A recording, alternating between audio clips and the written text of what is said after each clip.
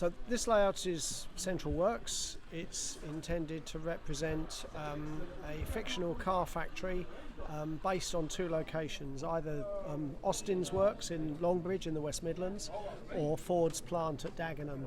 Its track layout is slightly agnostic, but it's intended to represent how cars were transported out as finished goods and raw materials arriving within the factory for production into road vehicles.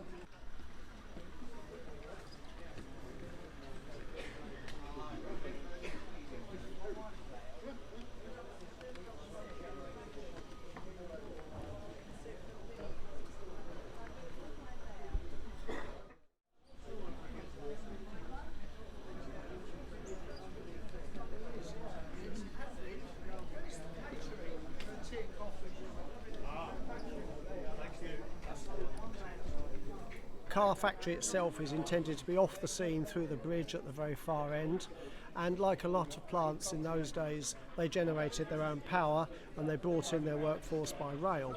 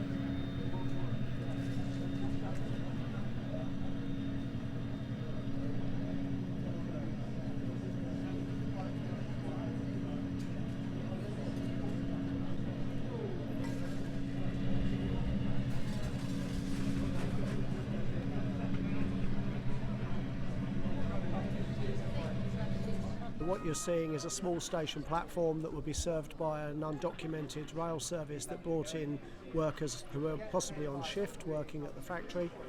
And again, you would have raw materials arriving in the form of steel, metal, wood, and of course coal, which provided power for the plant.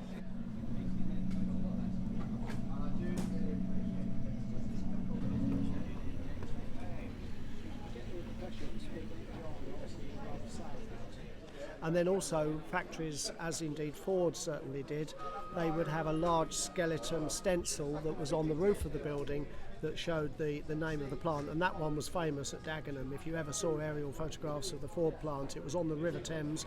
This sign was massive. So the same things apply.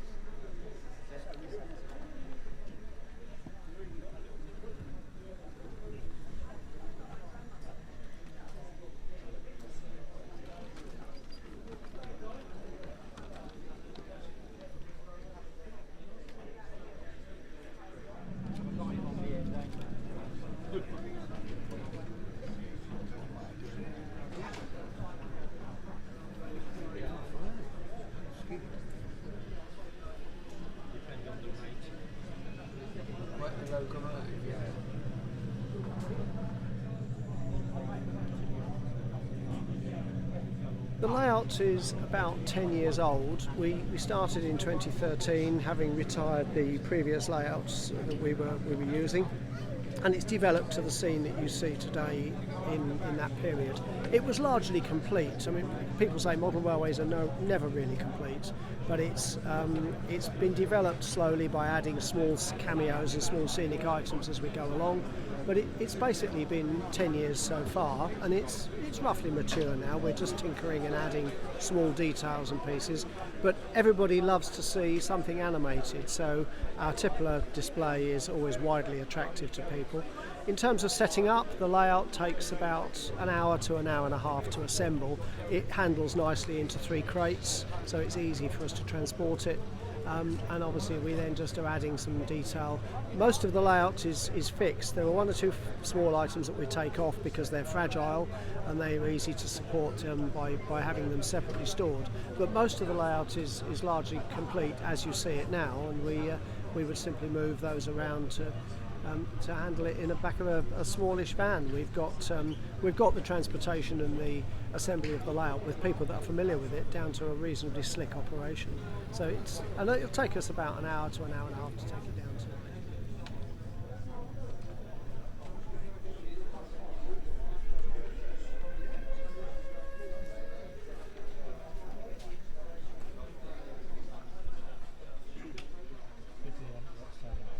Yeah. Put the whole train down, pick up the brake pad, and then move it down and just leave it by the signal. And then put that back into. Oh, Move there, because eventually it'll be a bit so that it goes up.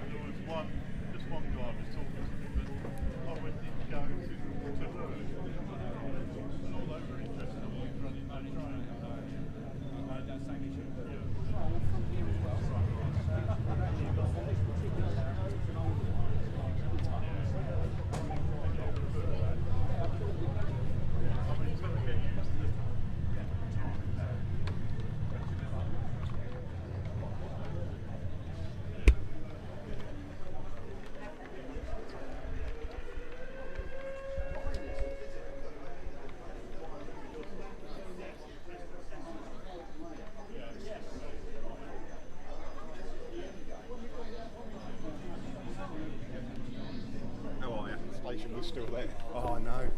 Well, I remember the station because my nan lives in the hill, 75 Hill. So my dad was born in very well, I should think. Knowing Albindon prices. Yes. Yes. Right. Look, no hands.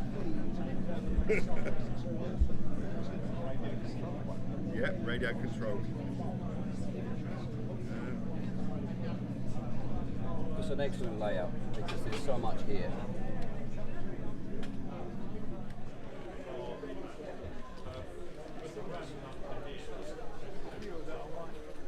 So what we do here is the brake van always has to be removed below goes to the back.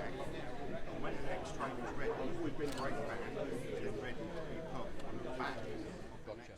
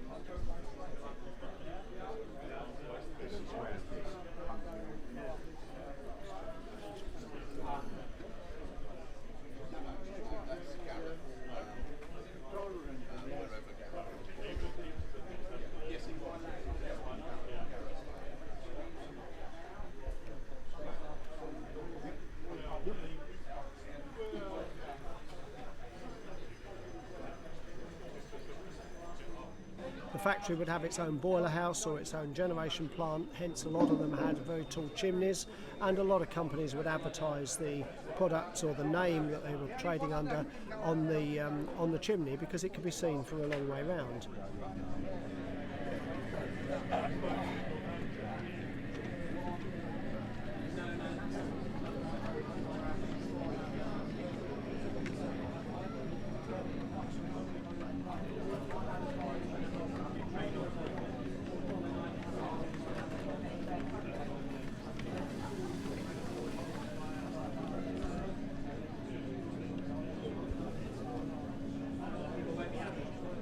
When we're featuring the layout as a different car plant, some of the cosmetics of the building change. The sign changes on the roof, the chimney is rotatable, it turns round so it actually says Ford on one side and BMC on the other. And the advertising hoardings that you frequently saw alongside road bridges and railway cuttings, that shows a Mini in this case, but if we run the Ford sequence, that picture changes to a Ford Anglia. That's the hard bit with the camera, is trying to make it look like you're there. And keep the perspective, you know, as if that's real. Because the modelling's, amazing. You want to be able to watch it. And a tippler works in the way of either clamping the wagon to the track and then rotating it to tip the goods out, or they sometimes would have an end door on the wagon and they would upend the wagon to one end and tip it out that way. Later wagons, of course, were either hopper wagons and could be discharged through the floor, but most of the ones through to the 60s tended to be rotary tipplers, and you'd see those quite commonplace in many factories. Particularly as well the Clean Air Act in London, after everyone remembers maybe the smogs of the 50s and 60s. Once they decided to go for the Clean Air Act, that really negated the use of power being generated by coal, so consequently companies switched over to gas or to oil, and therefore the use of these declined. But in the period we're showing it, you would have seen the tippler in operation. The sequence we have takes about 4 minutes to tip a wagon up and empty 16 tonnes of coal into a bunker, and we've got appropriate sound effects that accompany that, which basically are showing the tippler operating under hydraulic power, so it'd be powered by an electric motor driving a pump. The pump drives the tippler itself, and these were very dangerous items. Watching it, all happening. Yeah. The tippler is a scratch-built item. It's electrically powered, but it triggers a series of sound systems so that we can actually run the sounds that you would have heard if you'd been close to it. It's important to say these would have been extremely loud in operation when they were running, and because of the fact they're hydraulic, therefore there's a lot of kinetic energy and inertia in the system. It isn't something you can just switch off, so they were particularly dangerous to operate, and they had to run through the whole cycle. They could be stopped part of the way through, but it would be damaging to the equipment, so they wouldn't use them in that way, which is why people just kept away from them. So the tippler would simply have coal come in this case in single wagon loads, and they'd be handled one at a time, and they could empty a wagon in 4 minutes. The coal would go into a bunker, it'd be taken then to where the furnaces or the boilers were, and then it would be simply consumed by the factory. Hence, obviously, we have a chimney and a boiler house and every other part of the railway. The tippler is based on a real model, a real life example, and the company that made these were known as Mitchells, and they produced a series of tipplers. The company luckily produced a brochure, which we were fortunate enough to find, and it shows many items of various sorts, including some of how the tipplers were used. And the one in this picture actually shows the real tippler in use, and the building alongside it is representative of what we have on the model. But it's important to say that other features that people recognise from model railways or from railways in general are the large coaling towers that were used by the railways to coal the tenders and steam locomotives, and Mitchells built some of those as well. As you can see, a wagon being hoisted up the side of the hopper, the bunker being that large conical piece in the middle, and then chutes at the bottom that allowed it to discharge coal into the loco tender. Quite an amazing operation to show, and you're hauling up a wagon with perhaps 20 tonnes of coal, and you're putting it maybe 100 feet in the air. That's quite an amazing thing. Mitchells are still trading. They operate in South Africa, in America, in Australia. They use mainly for iron ore, zinc, copper, that type of production where there's very high tonnages. And they would transport maybe a 100-ton bogie wagon and turn it over in the same way that the 16-ton ones are done. They moved on after this technology moved away from that type of wagon handling, and they now mainly operate handling systems for marshalling yards, for coal mines, or for ore processing, or maybe power stations. Again, power stations of course are converting into something more modern these days, but in the period that we're looking at, they were widely used. As I say, the company is still trading, and it will handle the coal in 16-ton mineral wagons. It's important to say that in the time period we're looking at, this is between the 1940s and the 1960s, when these products and these tools were in major use. The wagons were governed by the size of what could be delivered in terms of coal and other raw materials such as iron ore or things of that nature. Anything that was a raw material could only be handled by how the quarry or the mine could produce it and load it. So even though the railway might have wanted to modernise its wagon fleet and use bigger capacity wagons, it was governed by what would be delivered. And of course there were millions, literally millions of these wagons in service.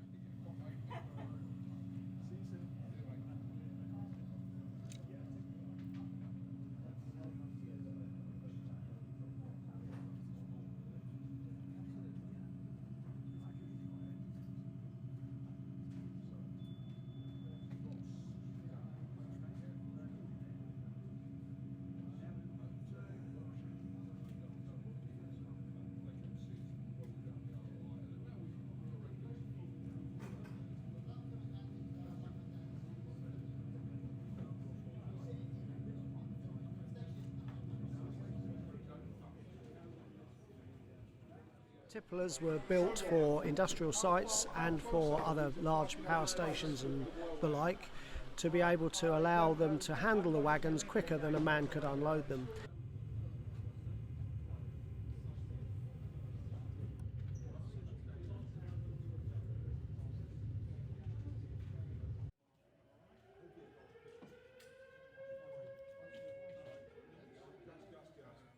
And that really is Central Works. How can people get in touch with your organisation, your club, and join? Luton Model Railway Club are on the internet. You can just go to Luton Model Railway Club. If you type that in at a well-known search engine, you'll find us. There is a page for each of our layouts that we display. We're prolific in the exhibition world. We show layouts more or less continuously through the year. So you'll see we've got around 12 layouts that we exhibit, anything from about 9 feet up to about 60 feet in length, depending on the layout, and some of which are different themes. We have some that are railway terminus stations, some which are goods yards, loco depots, and a model of a real main line, a branch line. That's one of our largest layouts at 60 feet. That's owned by one of our members. So there are a couple of club layouts, and then the rest are privately owned, but they are exhibited in the name of the club. And if you go online, there's a contact for us there, and it will tell you a bit about each layout and generally about the club. And we welcome any new interest in people joining us. Very good. Thank you so much. Appreciate your time and all the hard work you've put in for us. Thank you. Thank you.